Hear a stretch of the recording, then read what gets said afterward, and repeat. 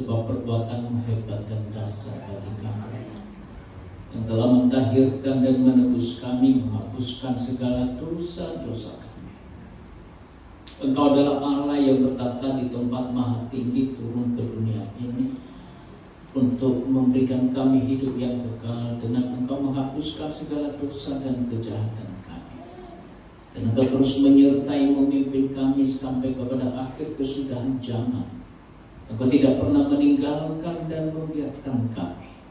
Tak sedetik pun ya Tuhan Engkau membiarkan kami. Setiap nafas dan detak jantung kami, di situ Engkau hadir bagi kami setiap saat. Pemeliharaan surgawi-Mu atas roh, jiwa, dan tubuh kami sungguh sempurna. Kami bersyukur untuk semua itu. Berbicaralah kepada kami saat ini. Di dalam nama Tuhan Yesus kami bersyukur dan berdoa. Amin. Silakan duduk Bapak Ibu. Salam. Selamat pagi. Saya minta tolong ini agak feedback di saya. Yang mungkin dikurangi. Bapak Ibu saudara-saudari yang saya kasihi dalam Tuhan, memasuki akhir Desember ini tanggal 29. Berarti kurang lebih hampir 10 bulan kita telah melewati tahun 2023 ini.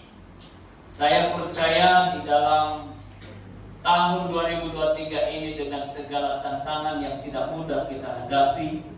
Di awal tahun diawali dengan berbagai berita yang memberikan satu rasa takut, khawatir bagi kita. Tetapi anugerah Tuhan tak pernah berkurang atas hidup kita. Kebaikannya tidak pernah berhenti, setiap saat mengalir. Seperti mengalir bagaikan air. Kebaikannya itu tidak pernah tertahankan oleh apapun. Sebab Ia adalah Allah yang baik, yang mengasihi saudara-saudari dan saya. Bapak Ibu saudara-saudari yang saya kasihi dalam Tuhan, hari ini kita ada sebagaimana ada, itu semata-mata adalah anugerah Tuhan bagi kita. Oleh karenanya itu saudara, sekalipun tantangan dalam hidup ini tidak mudah, tetapi tidak boleh kita berhenti. Kita harus melangkah maju, keep moving forward. Topik dalam minggu ini adalah biarlah rohmu menyala-nyala dan layanilah Tuhan. Saudara-saudari yang saya kasih dalam Tuhan, tahun 1968 dalam perlombaan maraton, dalam olimpiade di Mexico City, saudara, seorang yang sangat antusias dan memang dia adalah orang atau pelari, saudara, namanya John Stephen Akhwari. Perlombaan dimulai dengan semangat yang tinggi. Dan Akhwari berlari bersama dengan peserta lainnya. Namun saudara-saudari yang saya kasih dalam Tuhan, di kilometer 19 dari perlombaan yang panjang itu, nasib keras menimpa John Stephen Akhwari.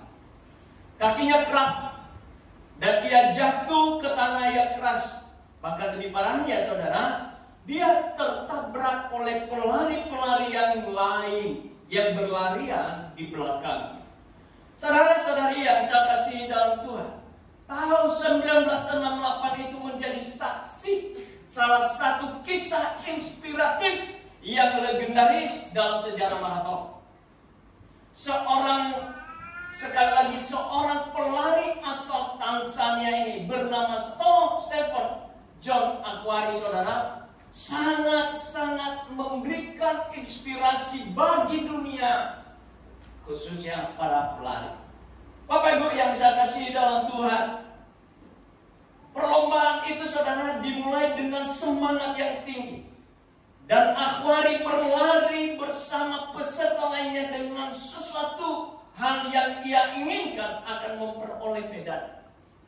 Dalam keadaan sakit dan terluka, dan dengan peluang yang meraih medali yang semakin jauh, Akhwari berada pada persimpangan penting antara melanjutkan lari itu atau tidak. Namun dia membuat satu keputusan yang akan menginspirasi kita sampai hari ini.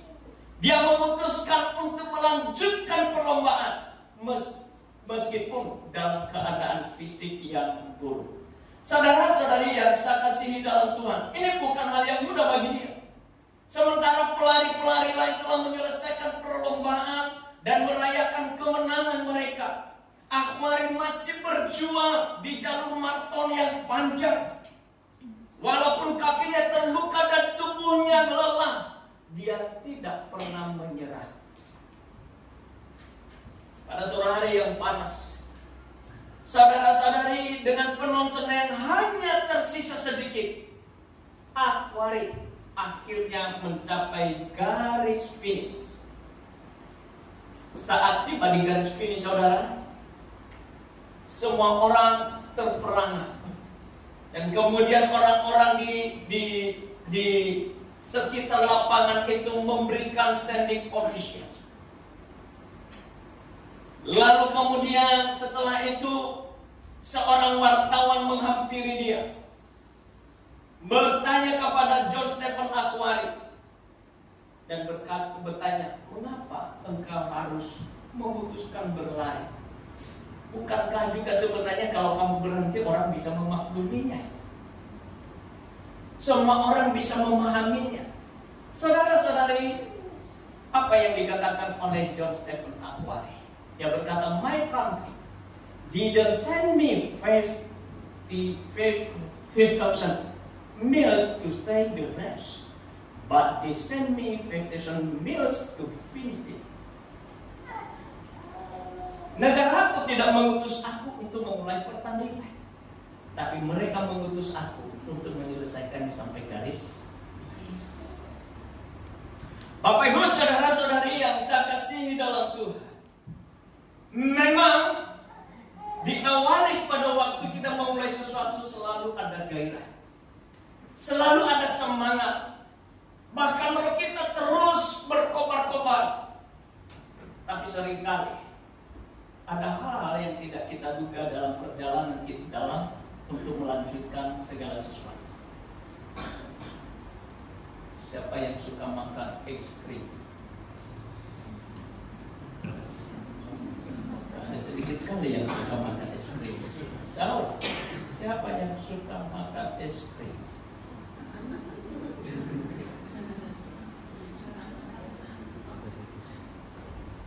Ada beberapa produk akhir-akhir ini yang sangat laku dan orang antri di mana-mana. Bapak pada tahu?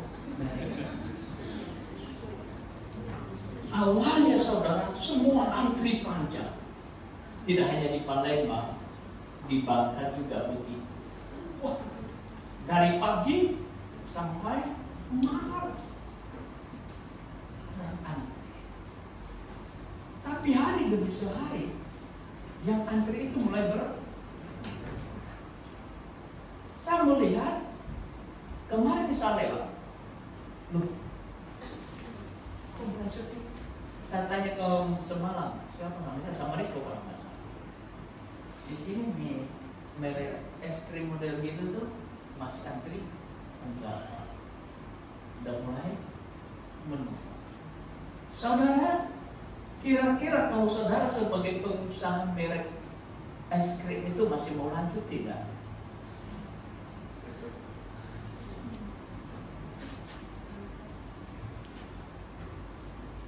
Masih mau lanjut tidak?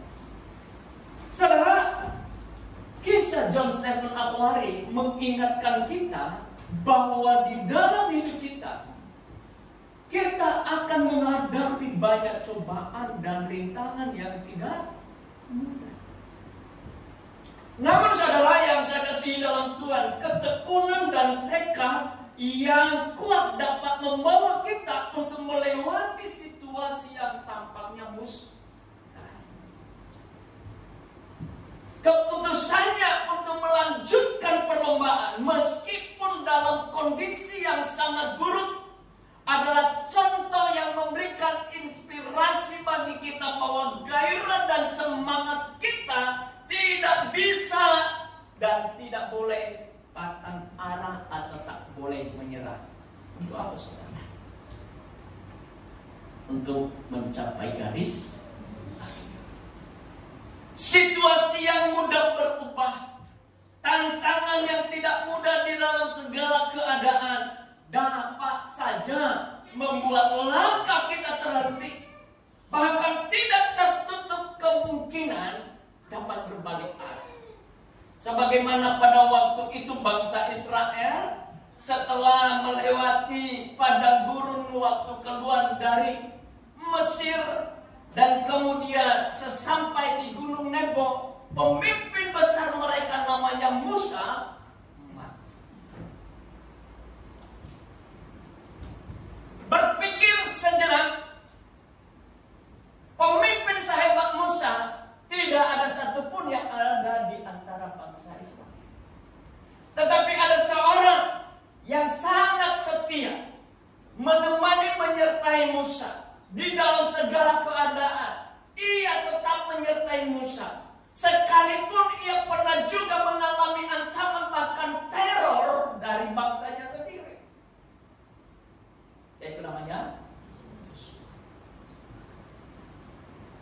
Yosua memanggil dan memilih dia dan mengangkat dia untuk memimpin bangsa Israel sepeninggal Musa. Rasa takut, khawatir ada dalam diri Yosua. Why? Saya coba merenungkan saudara. Paling tidak ada 3 alasan dia khawatir. Pertama, dia tidak sehebat Musa. Dan Musa sehebat itu pun seringkali dia dicaci maki oleh bangsanya sendiri. Kondisi itu bagian yang kedua, saudara. Ia melihat orang Israel yang tidak mudah pipik. Alkitab mencatat bahwa bangsa Israel itu adalah bangsa yang tegar tengkuk. Kalau di sini nggak ada yang tegar tengkuk. Amin. Semua orang yang taat. Amin. Ya, orang dengar. Amin. Amin. Ya, kalau firman Tuhan disampaikan, yes. Ya, tapi jangan kayak seperti polisi, saudara. Di depan komandannya, siap komandan. Habis itu izin komandan. Saudara-saudari yang saya kasih dalam Tuhan, bangsa Israel adalah bangsa yang tegar. Itu yang membuat salah satunya Yosua gentar, khawatir, takut. Bahkan Tuhan berkata begini, janganlah tawar dan kecut hatimu. Yang ketiga, dia harus menyeberangi Sungai Yordan. Dan di seberang Sungai Yordan ada bangsa-bangsa Amalek yang siap menghadap. Paling tidak 3 hal itu yang bisa membuat Yosua menjadi takut dan khawatir. Tapi perhatikan baik-baik. Tuhan berkata kepada dia, hai Yosua, janganlah takut dan gentar. Ada 3 kali Tuhan berkata kepadanya, kuatkan dan teguhkanlah hati. Lalu berkata lagi, kuatkan dan teguhkanlah hatimu. Ketiga dia berkata, kuatkan dan teguhkanlah hatimu. Hal yang perlu diingat oleh Yosua bukan oleh karena kekuatan dan kemampuannya. Kalau dibanding dengan Musa, tiada apa-apanya. Kalau dibanding dengan bangsa Israel, wah sangat jauh. Kalau dibanding dengan bangsa Amalek, oh terlalu jauh.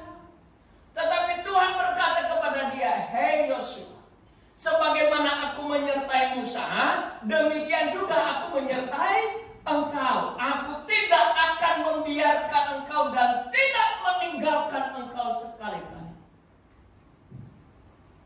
Saudara-saudari yang saya kasihi dalam Tuhan, John Stephen Akhwari, ia bisa membuat keputusan walaupun dia dalam kesakitan yang luar biasa. Karena ia tahu ada tujuan yang harus ia capai. Dan dia diutus oleh negaranya bukan hanya untuk memperoleh medali, bukan untuk memulai sesuatu, memulai lari, tetapi harus mengakhiri lari itu sampai finish. Perlombaan iman di dalam Kristus adalah hal yang tidak bisa terhindar di dalam kehidupan kita. Itu adalah merupakan panggilan dan dipilih kita untuk senantiasa turut dalam perlombaan.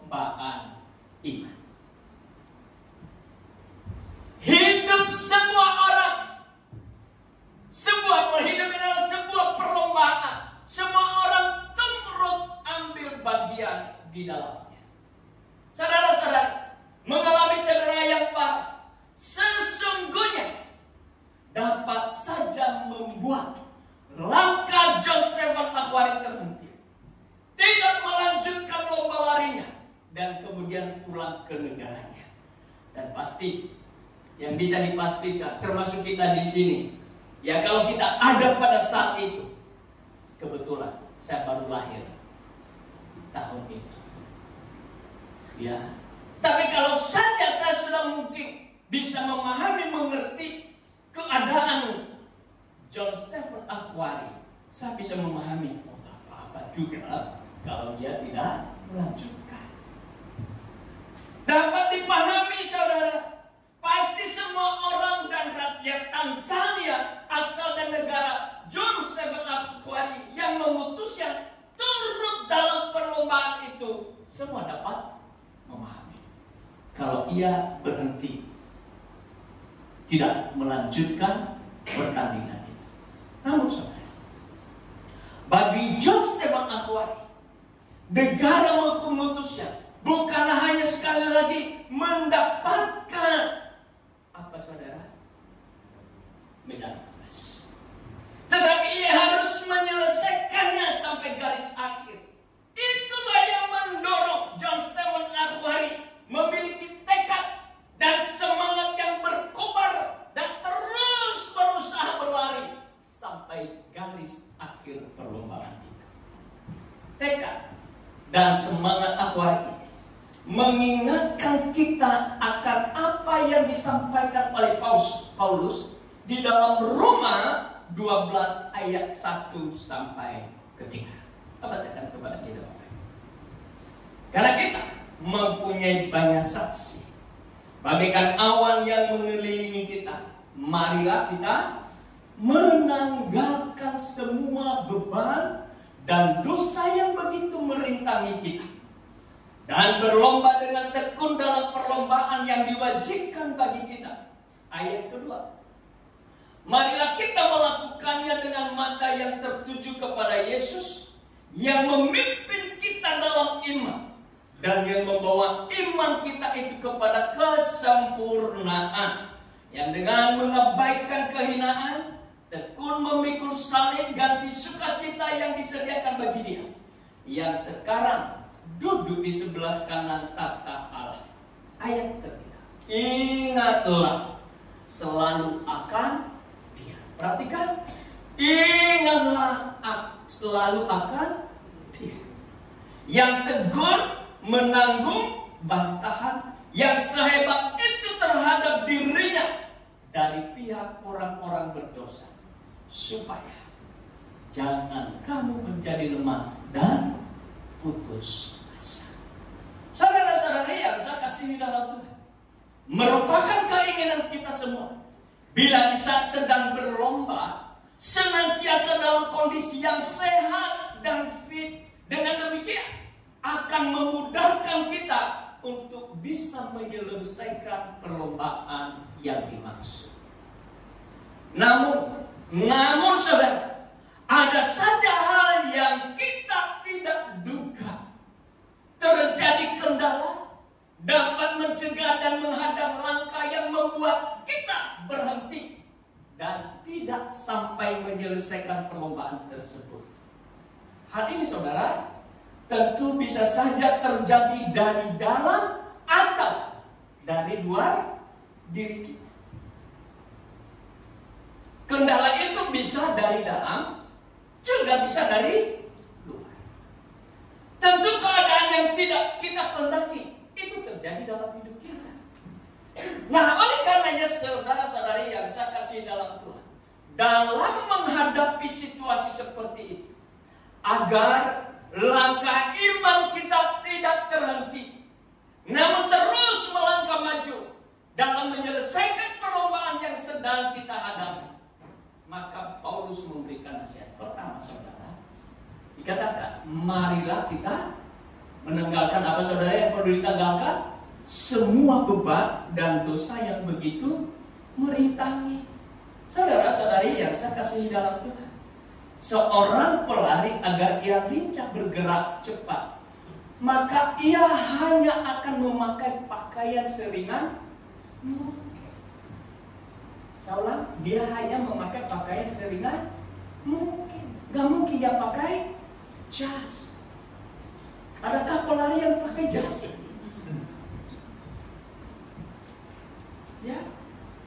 Dia hanya bisa memakai baju, celana pendek, dan sepatu. Dia tidak pakai jas, dia tidak pakai dasi, dia tidak pakai celana panjang, dia tidak pakai sepatu pantofel. Enggak, saudara. Dia enggak bawa. Sehingga kalau lari, enggak, saudara. Ia mengenakan pakaian semacam itu supaya beban di tubuhnya itu menjadi ringan dan langkahnya itu dapat cepat untuk berlari. Pakaian yang digunakan sesederhana mungkin dan simpel sehingga membuat langkahnya menjadi lincah. Demikian juga dalam perlombaan iman kita. Agar iman kita bertumbuh dengan baik, maka beban dan dosa perlu ditanggung. Beban dan dosa itu apa sih, saudara? Saudara, nggak usah jauh-jauh. Beban dosa itu adalah kebiasaan dan keinginan hidup duniawi, keinginan hidup dalam kemewahan, kenikmatan hidup dan kekhawatiran. Pak, emang nggak boleh hidup mewah? Alkitab dan Yesus Kristus mengajarkan kita berdoa. Berikanlah kami pada hari ini makanan kami yang salah kali. Doanya begini, berikanlah kami makanan hari ini sebanyak-banyaknya dan sekenyang-kenyangnya. Yesus mengajar kita untuk makan secukupnya. Saudara, Yesus bahkan memberikan satu perumpamaan. Benih yang ditabur di tanah yang penuh semak. Saudara-saudara yang saya kasihi dalam Tuhan, Yesus berkata begini, ya. Boleh diklik. Oh, satu. Oh, sudah terlalu jauh saya. Ini. Dikatakan begini, yang jatuh dalam semak duri ialah orang yang telah mendengar firman itu. Dan dalam pertumbuhan selanjutnya mereka terhimpit oleh apa? Dan sehingga mereka tidak menghasilkan buah yang tiga hal. Semua pasti di sini mendengar firman Tuhan, amin. Antusias mendengar firman Tuhan. Tetapi persoalannya bukan saat sekarang. Kelanjutan daripada benih yang sampai dalam telinga Anda, apakah itu semalam dikatakan kenapa kita mendengar? Ya, firman Tuhan mengajar kita bukan mendengar dengan telinga biasa, tapi apa? Apakah hati ini adalah hati yang rela ditabur oleh firman Tuhan dan firman Tuhan itu akan bertumbuh baik dia di dalam hati kita? Atau mungkin juga ada di dalam hati kita, tapi dalam hati kita juga banyak semak duri. Ada di dalam pikiran kita namanya semak duri. Semak duri itu apa, saudara? Adalah Alkitab mengatakan kuat. Adakah orang khawatir di sini? Khawatir teman hidup? Khawatir waktu makan besok apa yang mau dimakan? Atau makan apa, makan di mana, atau makan siapa?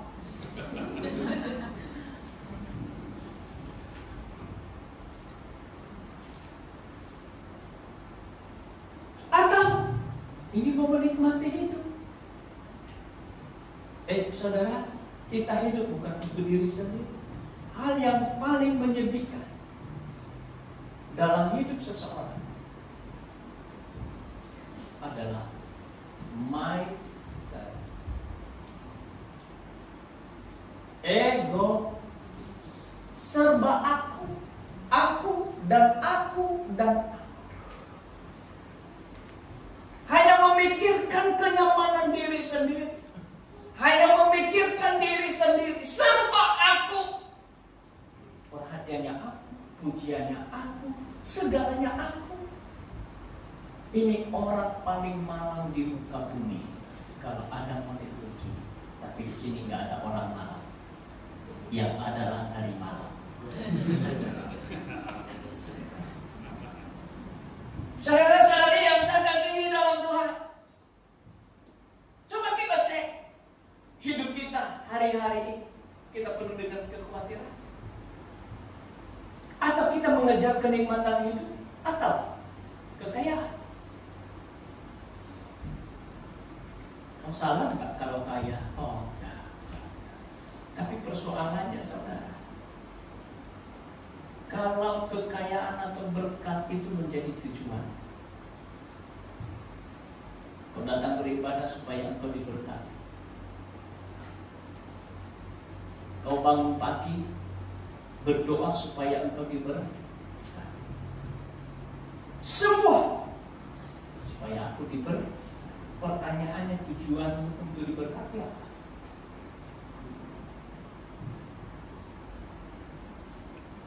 Saya pernah duduk semeja dengan salah satu orang terkaya di Indonesia. Dan dia cerita, di mobilnya, ada 30 mobil di garasi. Mulai dari yang paling mahal, yang nilainya M-an, sampai ember tidak bisa nampung, sampai harganya termurah bagi dia bukan Serena, tapi ya termurah bagi dia. Tapi dia berkata, Pak, ya itu hanya ada di garasi, tapi ya kalau saya milih, lebih baik hidup sederhana. Saya makan bersama dengan dia. Apa yang dia makan gak jauh beda juga apa yang saya makan. Saya tawarin dia, Pak, itu ada di depan sop buntut. Kenapa? Saya tahu. Kenapa sudah enggak? Dia sudah jaga. Yang ada larangan ini, larangan itu, larangan ini dan itu. Kolesterol, trigliserid, ya kemudian asam urat, ya apalagi darah tinggi. Itu sebabnya saudara jangan pernah berambisi untuk mengejar kekayaan. Hidup ini bukan untuk itu. Alkitab mengatakan Israel dipanggil keluar dari Mesir, pergi ke tanah perjanjian, tanah Kanaan yang penuh susu madu, bukan untuk menikmati susu madu yang melimpah di tanah Kanaan, tetapi supaya mereka beribadah kepada itu. Jangan salah tujuan, saudara. Anda berpikir dengan Anda mengejar kekayaan, lalu Anda memperoleh itu, Anda akan menjadi bahagia. Tapi pertanyaan, apa Anda boleh kaya? Boleh-boleh aja. Kalau Anda sudah kaya dan Anda berpikir, saya tidak perlu lagi kekayaan ini, kasih ke saya. Ada pekerjaan Tuhan yang perlu diselesaikan melalui kekayaanmu itu. Itu sebabnya tidak boleh juga Anda santai-santai. Perlu kerja keras. Kerja keras bukan untuk memperoleh kekayaan, supaya lewat kerja kerasmu engkau mendapatkan berkat Tuhan di sana, dan berkat Tuhan itu menjadi alat untuk memuliakan Tuhan. Amin. Itu tujuan. Yang kedua adalah berlomba dengan tekun. Dalam berlomba lari, di kiri kanan kita selalu ada yang menonton. Selalu ada yang memberikan perhatian, ada yang memberikan dukungan, dan juga ada yang tidak kurang nyinyir. Ada saudara. Kalau di sini orang yang memberi dukungan semua. Amin. Orang yang mensupport pelayanan. Amin. Tapi di luar sana juga ada yang menonton untuk jadi tukang nyinyir. Tapi dua-duanya saudara dapat menjadi sandungan. Dan itu dapat membuat kita jatuh sehingga memungkinkan kita tidak bisa menyelesaikan perlombaan kita. Pujian dan nyinyiran dari kiri kanan akan memperlambat dan menjatuhkan kita. Coba bayangin, ya, kalau seorang pelari dia berlari, ada yang memberikan pujian, lalu seorang pelari, hore, perhatiannya teralihkan kepada pujian itu. Kemudian ada juga yang nyinyir, waduh, cemen, lalu dia hampir. Dia pelari dari belakangnya akan cepat mendahului dia. Saudara-saudari, semua ada, baik pujian maupun nyinyir. Tapi perhatikan, kalau engkau menaruh perhatian kepada pujian itu, engkau tidak sampai kepada tujuan. Saudara, waktu kita akan tersedot kepada pujian atau kepada nyinyiran yang selalu itu ada saudara dalam hidup ini. Tidak akan pernah tidak ada itu, selalu ada. Ada yang pro, ada yang kontra. Kita harus menaklukkan itu dan terus bertekun untuk menyelesaikan perlombaan iman yang sedang kita hadapi. Kita harus fokus dan tidak boleh teralihkan pada perhatian yang sementara. Karena hadiah mahkota kehidupan abadi sedang menanti kita di garis akhir pertandingan. Saudara-saudara, jangan biarkan pujian dan nyinyiran yang murahan yang tak bernilai di dunia ini teralihkan perhatian kita kepadanya. Terus saudara bertekun memandang ke depan agar kita dapat menyelesaikan. Karena saudara-saudari, di dalam menempuh perlombaan ini ada waktu, ada timing, ada batas waktu, ada time limitnya, saudara. Apa time limit? Banyak macam, saudara. Yang paling akhir adalah inna lillahi wa inna ilaihi raji'un. Kan tidak semua yang tahu kan kapan waktu Tuhan akan bilang, pulang kan? Emang bisa ditolak?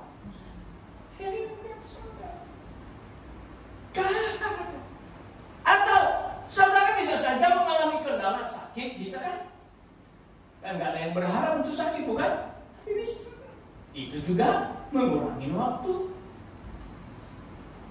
Itu sebabnya Paulus memberikan nasihat dalam Efesus 5 ayat 15 berkata, ayat 16, pergunakanlah waktu sebaik mungkin karena hari-hari ini adalah hari-hari ini jahat, saudara. Jangan berpikir enak, enggak.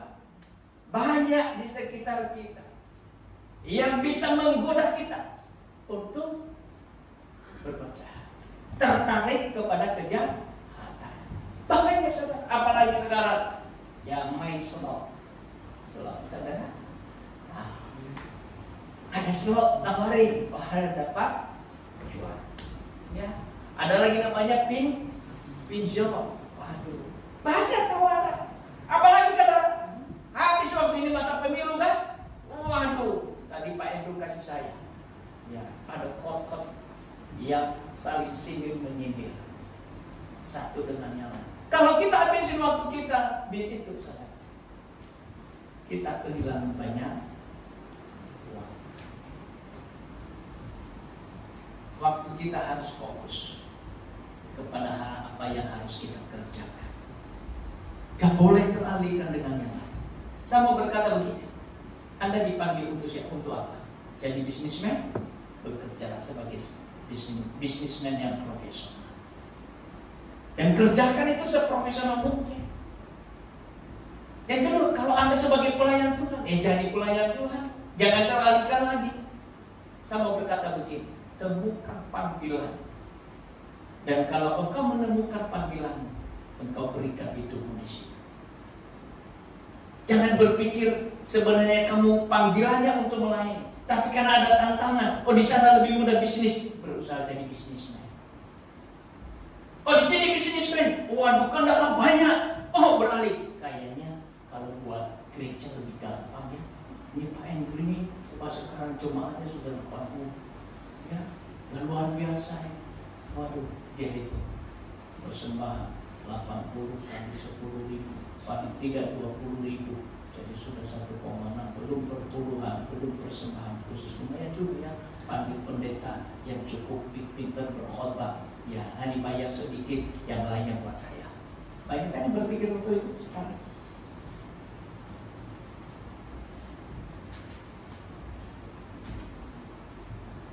Semua dikalkulasi dengan money. Baik.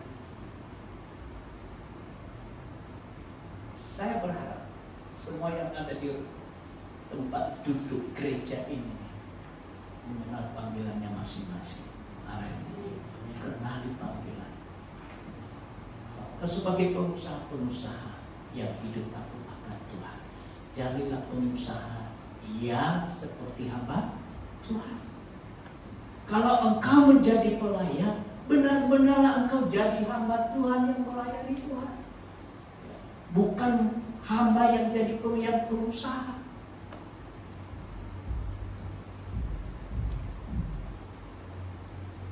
Ada jarak yang perlu kita tempuh, waktu dan jarak. Itu sebabnya kita harus bertemu. Ada jarak. Kalau berbicara jarak, saudara-saudari yang saya kasih dalam Tuhan, kita harus hitung seberapa waktu kita sampai ke sana dan bagaimana cara sampai ke sana. Dan saya percaya kalau kita memaksimalkan waktu kita, karena kita tahu ada jarak yang harus kita tempuh, maka kita akan sampai kepada garis finish, kepada akhir tujuan hidup kita, di mana Tuhan telah menyediakan mahkota kehidupan bagi kita. Yang ketiga, agar langkah iman kita tidak terhenti namun terus melangkah maju, mari kita melakukan yang mata kita hanya tertuju kepada Yesus, bukan kepada yang lain. Perlombaan iman kita di tengah dunia ini memang bukanlah hal yang mudah. Bukan. Saya mau berkata kepada kita, bukan hal yang mudah. Bisa saja hinaan, bisa saja kerugian harta, bisa saja penderitaan jasmani dapat terjadi. Namun hal itu tidaklah akan sehebat penderitaan yang Kristus yang telah menebus kita dari dosa sampai mati di salib. Allah adalah melakukan itu, saudara, agar kita memperoleh hidup yang kekal, di mana Allah telah menyediakan bagi kita di dalam kerajaan surga. Hidup di surga tidak lagi ada penderitaan, tidak ada lagi duka, tidak ada lagi susah, namun yang tersedia adalah kebahagiaan, mahkota kemuliaan, dan hidup untuk selama-lamanya. Itu, saudara, hanya kita akan peroleh bila mata kita hanya tertuju kepada Kristus Yesus yang memimpin kita untuk melewati setiap tantangan yang menghadang langkah kita sampai kita ke garis perlombaan hidup di dunia ini. Saudara-saudari, oleh karenanya, di tengah segala keadaan yang kita hadapi, agar tidak menghentikan langkah kita untuk terus ada dalam gelanggang pertandingan, kita terus bergerak maju dengan bertekun dan kerajinan kita tidak menjadi kendor. Namun roh kita terus menyala-nyala untuk melayani Tuhan. Kita terus bersukacita dalam pengharapan dan bersabar dalam kesesakan, serta bertekun dalam doa agar kehendak Tuhan senantiasa terjadi atas hidup kita. Roma 12 ayat 11 sampai dengan 12 dikatakan begini, janganlah hendaknya kerajinanmu kendor, biarlah rohmu menyala-nyala dan layanilah Tuhan. Bersukacitalah dalam pengharapan, sabarlah dalam kesesakan, dan bertekunlah dalam doa. Saudara-saudari yang saya kasihi dalam Tuhan, 3 overview dari apa yang saya sampaikan. Untuk kita senantiasa memiliki iman yang tangguh dan terus maju untuk menyelesaikan perlombaan hidup ini, maka hal yang perlu kita tanggalkan adalah menanggalkan beban dan dosa yang merintangi.